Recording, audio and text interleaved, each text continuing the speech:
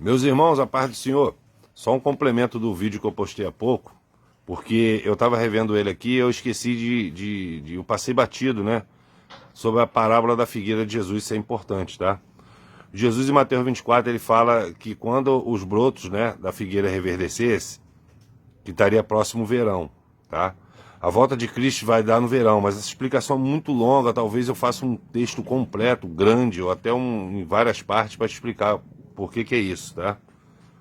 E a figueira, no caso, é Israel. É um país também que eu esqueci de citar. Tudo é centrado em Israel. Todas essas profecias é centrado em Israel. Aquele lá, né, de Tel Aviv, Jerusalém. Então, a figueira reverdecer é é uma maneira que Jesus está falando o seguinte: quando Israel, que estava na diáspora, que ele foi espalhado, né, ele voltaria a ser nação, ele voltaria a ser um país. E isso aconteceu em 1947. Olha que Jesus está falando, que esses acontecimentos é a partir de uma geração que Jesus ele complementa. Ele fala, não passará essa geração sem que tudo isso se cumpra. Por isso que está acontecendo as coisas muito rápido. Em 1947, com um voto de Minerva do Oswaldo Aranha, que foi o seguinte, irmão, depois de 1947 foi 2 anos depois da guerra, que teve aquele holocausto, coisa terrível lá, né, que Hitler fez com os judeus. Então, as Nações Unidas se juntaram para dar de novo, né, transformar Israel em nação, mas para isso teria que ter a votação dos países. E o Brasil foi convidado. Só que a maioria dos países, inclusive o Brasil, não queriam, porque tinha ameaça, entendeu? Era tipo Satanás querendo que a profecia não cumprisse, entendeu? Mesmo Satanás está agindo por trás desse negócio de eleição, nos Estados Unidos, na Argentina, eu mesmo, na imprensa. Ele não queria, inclusive com ameaça de sanções econômicas. O brasileiro, o advogado, que fazia parte da comissão do brasileiro, chamado Oswaldo Aranha, você deve ter ouvido falar nesse nome.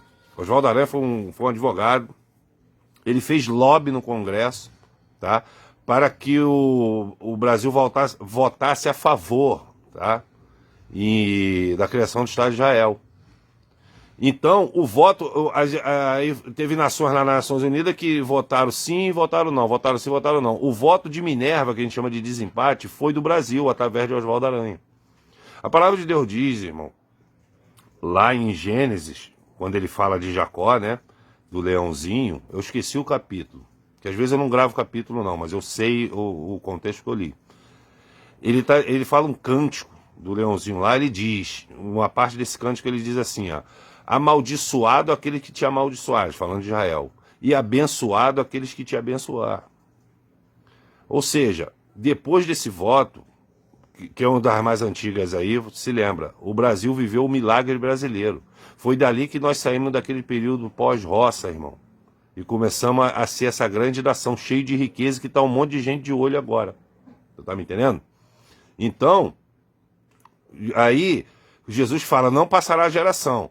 Aí, no Salmo 90, explica quanto é a geração. Que ele diz que a vida de um homem, ou seja, a geração, é de 70 anos, podendo chegar a 80. Depois disso é enfado e cansaço. Então, se você pegar 1947 e somar com 80 anos, que é o prazo máximo, ou seja, a gente já está cansado, irmão. A gente já está cansado dessas coisas, se você parar para perceber. A gente está vivendo de teimoso. A gente consegue se divertir de teimoso. Tá? Porque a gente já está cansado. Então, 1947, mais 80 anos, 2027. Mas aí vai entrar, também está lá no meu grupo lá, a 7ª semana de Daniel, entendeu? Daniel capítulo 9. É meio longo de explicar isso aqui, mas é só para deixar amarrado esse assunto aqui. Que está mostrando pela Bíblia, Jesus, em Mateus 24, ele está dizendo que depois, né, que Israel ser nação, vai passar uma geração e tudo vai se cumprir. O que? Sua volta, o reinado do anticristo. Tu tá me entendendo, irmão? Então é tudo alinhadinho, bonitinho. E para encerrar, que também o senhor está falando, que é o seguinte, não adianta você ir numa igreja, a pessoa fala, você tem que orar e você tem que ler a palavra. Eu já dei a primeira dica, tá, irmão? Eu sou uma pessoa muito prática. Eu gosto de ensinar as coisas desde o jardim da infância. Começa pelo Evangelho de João, porque ali o João é chamado o apóstolo do amor.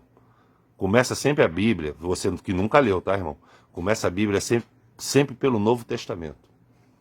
E de preferência pelo Evangelho de João. Depois tu volta para Marcos. Você vai ver, irmão, que no início vai te dar uma preguiça. Tudo antes de você pegar nesse livro para ler. Deus fez esse livro ser o mais vendido do mundo, tá? E um dos mais antigos que estão presentes até hoje. Tá me entendendo? Então Deus fez a parte dele. Primeiro vai dar coisa porque Satanás não quer que você leia. Depois vai dar o prazer, igual tá dando em muita gente, inclusive na minha esposa e tal. Tá dando prazer de ler, entendeu? De você partir para dentro. Agora a oração, irmão, não existe um modelo específico, como eu expliquei num vídeo também que tá no meu canal.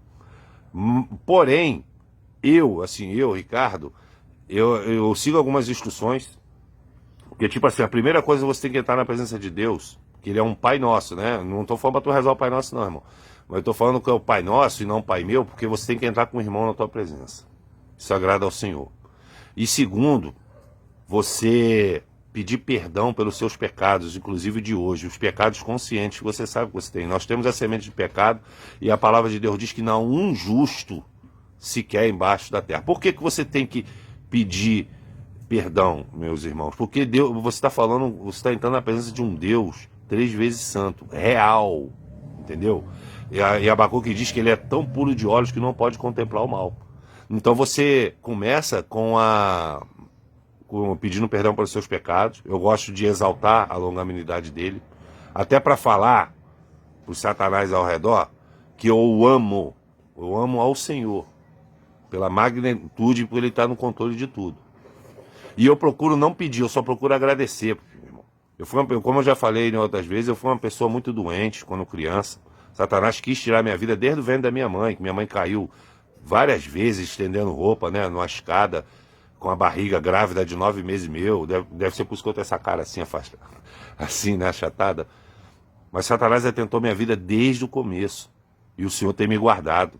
Eu tive febre reumática, eu tive uma pneumonia quase virando tuberculose bem grave.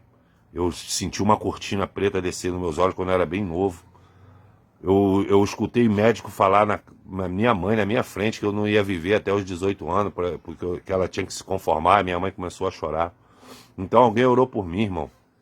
E o Senhor teve misericórdia da minha vida. Então toda vez que quando eu acordo, ele me deu família maravilhosa, me deu uma esposa maravilhosa, 2 filhos maravilhosos. Me deu até 3 cachorros. Glória a Deus por isso.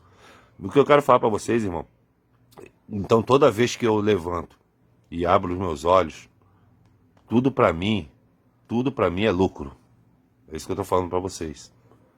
Então não tem mais, como é que eu vou pagar isso a Deus? Impossível. Mas eu tento dar uns tocados para ele, o quê? Pregando a palavra dele. Tá entendendo, meu irmão? Então a construção da oração é assim. Entendeu? Você tem que falar como se estiver falando com um amigo. Você, Senhor, eu estou entrando na tua presença nesse momento, meu Pai amado. Ó Deus de maravilha, Senhor, perdoe meus pecados conscientes que eu fiz hoje, Senhor. Senhor, não olhe para mim, meu Pai amado, com um olhar de justiça para que eu não seja consumido, mas sim com um olhar de misericórdia, porque Tu és misericordioso, Tu és maravilhoso, Tu és bendito. Senhor, muitas pessoas não gostam de mim, Senhor, mas não são elas. Tua palavra diz, meu Pai amado, que a nossa luta não é contra a carne nem contra a sangue, mas contra principados e potestades do ar. Tem misericórdia delas, meu Pai amado. Oh, meu Senhor, nesses tempos frios, Senhor, olhe para essas pessoas que estão embaixo do viaduto, Senhor. Abençoe, Senhor, independente do que ela tenha feito, meu Pai amado. Tem misericórdia dessas vidas. Envia anjos, meu Pai amado, para confortar.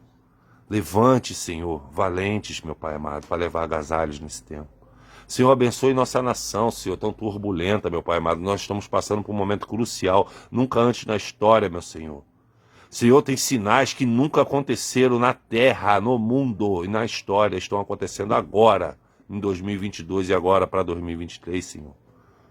Senhor, tem misericórdia de nós. Se puderes, Tu pode nos salvar, que a Tua palavra diz que há nações que não vão se curvar ao anticristo. Abençoa o nosso presidente, sua família, seus ministros, meu Pai amado.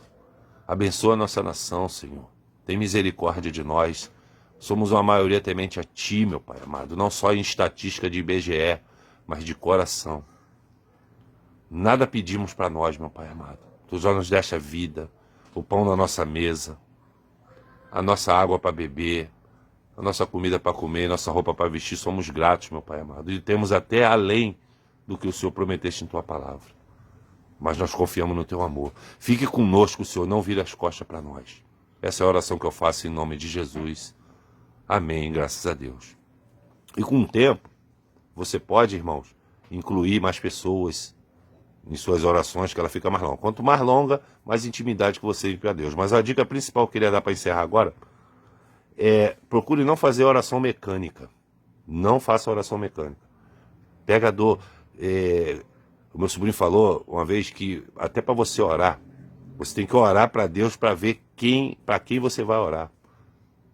Porque aquela pessoa que você vai orar, você vai tomar a dor dela para você. E a tua oração vai subir como um incenso suave no trono de Deus. E Ele vai ouvir tuas orações. Tá bom, meu irmão? Era só esse complemento. Muito obrigado pela paciência e Deus abençoe a todos.